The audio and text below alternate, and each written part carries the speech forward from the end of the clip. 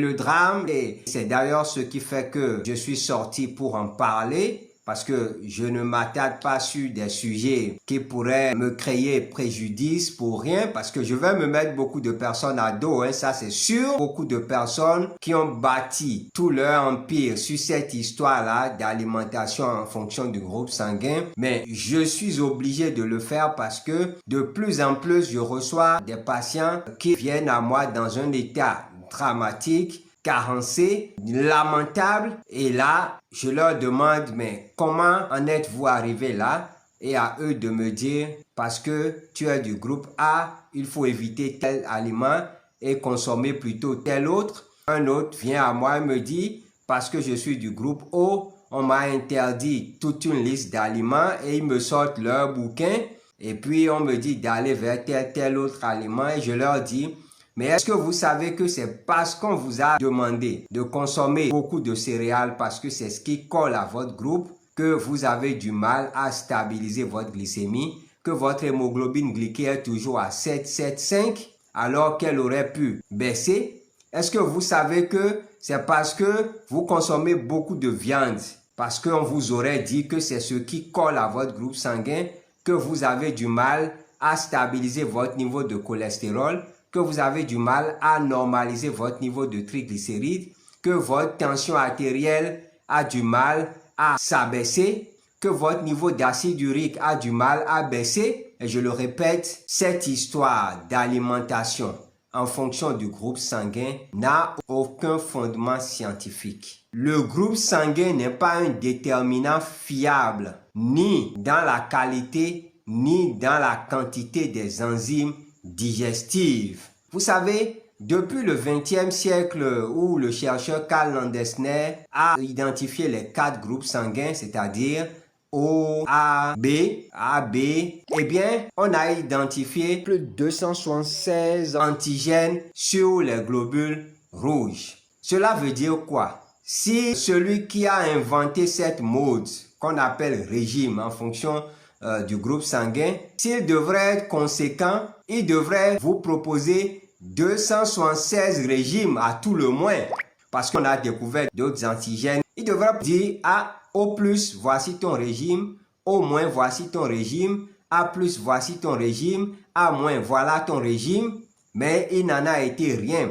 Et lorsque je lis le régime, ça me fait sourire parce que ce régime qui dit promouvoir la santé, eh bien, crée beaucoup de problèmes aux personnes qui respectent ce régime-là.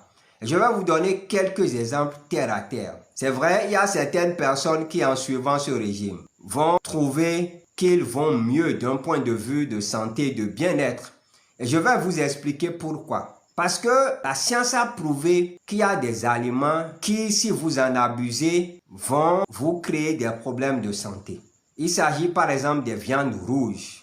Il s'agit par exemple du blé. Il s'agit par exemple des produits laitiers. Vous n'êtes pas sans ignorer que 3/4 de la population mondiale ne dispose plus de l'enzyme qu'on appelle la lactase qui permet de digérer le lactose. Après 3 ans, 4 ans d'âge, beaucoup de personnes, pour ne pas dire la majorité des personnes, n'arrivent plus à digérer le lait. Et ce n'est pas que ça. On a identifié des hormones de croissance dans le lait de vache qui sont normalement destinées aux veaux et non pas à l'humain.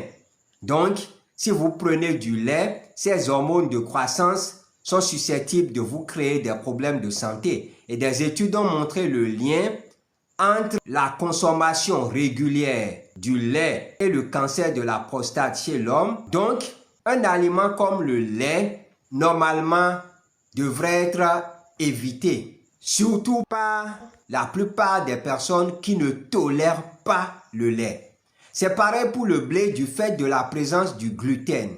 Donc, parce qu'il y a du gluten dans le blé, parce que le lactose du lait ne permet pas à tout le monde de le digérer, le maïs, à cause de la présence d'une protéine particulière, votre intestin n'arrive pas à digérer facilement, c'est une lectine. Il y a également la présence d'oméga 6 et la présence de leucine qui bloque l'absorption du tryptophane, l'un des acides aminés les plus rares. Et donc, des aliments comme le blé, le lait de vache, le maïs, les viandes rouges.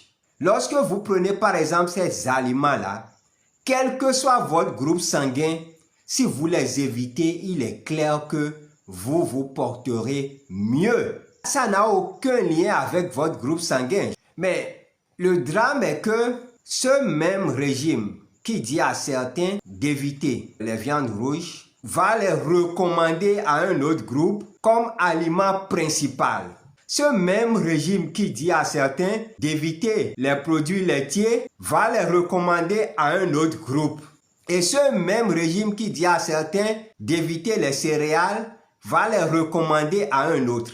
Et imaginez que celui à qui on recommande par exemple les céréales, imaginez qu'il soit diabétique et qu'on lui dise que voilà, son aliment préférentiel, ce sont les céréales. Eh bien, en consommant beaucoup de céréales, qu'est-ce qui va se passer? Il va mettre à rude épreuve son pancréas, sa glycémie va continuer à monter, son hémoglobine glyquée va continuer à monter et il va quitter un stade de diabète simple pour se retrouver dans un diabète compliqué.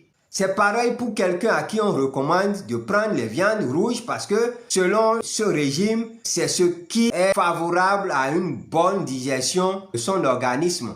Ben, qu'est-ce qui va se passer? Vous savez que l'abus des viandes rouges va impacter ses niveaux de triglycérides, ses niveaux d'homocystéine, de cholestérol. Ça va rejaillir sur sa pression artérielle. Il a un risque plus élevé d'AVC, un risque plus élevé d'infarctus, un risque plus élevé d'insuffisance rénale, un risque plus élevé de gouttes, simplement parce qu'il a suivi aveuglément un régime.